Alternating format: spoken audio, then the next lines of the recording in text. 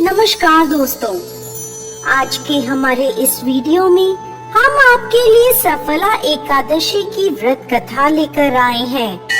एक समय की बात है जब महाराज युधिष्ठिर भगवान श्री कृष्ण से अत्यंत महत्वपूर्ण प्रश्न पूछते हैं।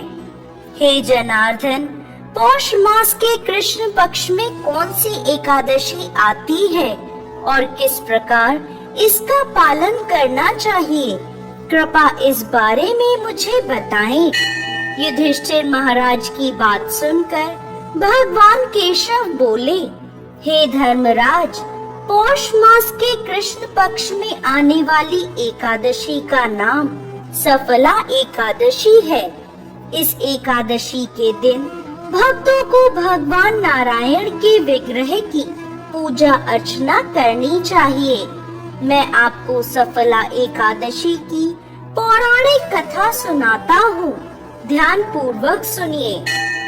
एक समय चंपावती नाम की एक सुंदर नगरी थी, जहाँ माहिष्मत नाम के एक अत्यंत पराक्रमी और धर्मनिष्ठ राजा राज्य करते थे।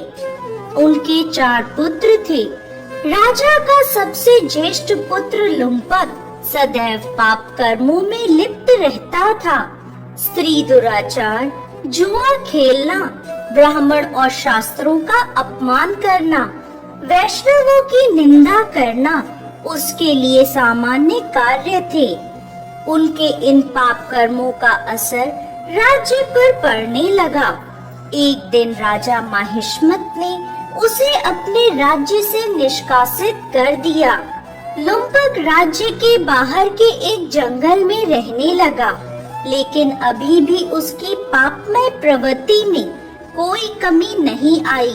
वो दिन में जंगल के प्राणियों का शिकार करता और उनके मांस का भक्षण करता था और रात्रि के समय नगर में जाकर लूटपाट करता था। अनेक बार लोगों ने उसे चोरी और लूटपाट करते पकड़ा भी था, लेकिन लुम्पक के पाप कर्मों का अंत नहीं हुआ। वो जंगल में एक अति प्राचीन विशाल भगवान श्री हरि के प्रिय पीपल के पेड़ के नीचे रहता था। इस प्रकार काफी समय बीत गया। आखिरकार उसके जीवन के परिवर्तन का समय आ ही गया। एक दिन संयोगवश पौष मास की ठंड के कारण वो सारी रात सो नहीं पाया। शीत लहरों से बचने के लिए उसके पास पर्याप्त वस्त्र नहीं थे। पौष कृष्ण पक्ष की दशमी के दिन वो सारी रात जागता रहा। ठंड की वजह से उसका शरीर शिथिल हो गया और वह मूर्छित हो गया। अगले दिन एकादशी के मध्याह्न के सूर्य की गर्मी पाकर उसकी मूर्छा दूर हुई। गिरता पड़ता वो भोजन की तलाश में निकला। पशुओं को मारने में असमर्थ था, अतः पेड़ के नीचे गिरे हुए फल उठाकर वो वापस उसी पीपल के वृक्ष के नीचे आ गया। उस समय तक सूर्यास्त हो चुका था। इस असहाय स्थिति में अपने पूर्व जन्म के कर्मों के कारण उसने भगवान नारायण को याद किया और कहने लगा, हे प्रभु, मेरी क्या स्थिति हो गई है? अब यह फल आप ही को अर्पण है। इन फलों से आप ही तृप्त हो जाइए। उस रात्रि भी ठंड के कारण वो सारी रात जागता रहा और भगवान का स्मरण करता रहा। इस प्रकार अनजाने में उसका एकादशी के व्रत का पालन हो गया।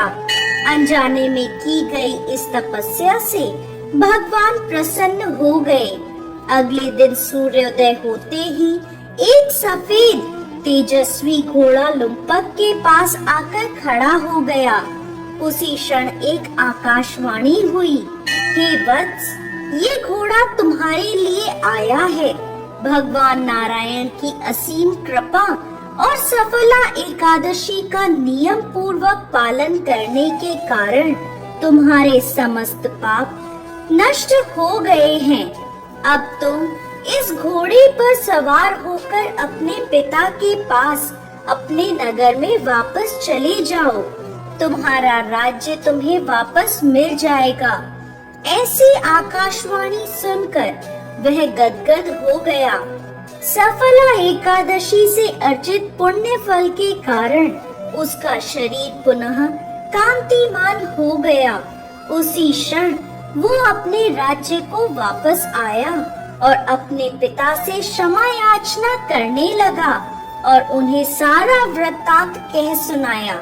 उसके पिता ने जब उसे समस्त सद्गुणों से युक्त देखा तो वह अत्यंत प्रसन्न हुए और लुम्पक को राज्य का कार्यभार संभलाकर वो वन को तपस्या के लिए चले गए। इस प्रकार लुम्पक ने अपने राजकुमार होने के सभी दायित्वों को निभाया।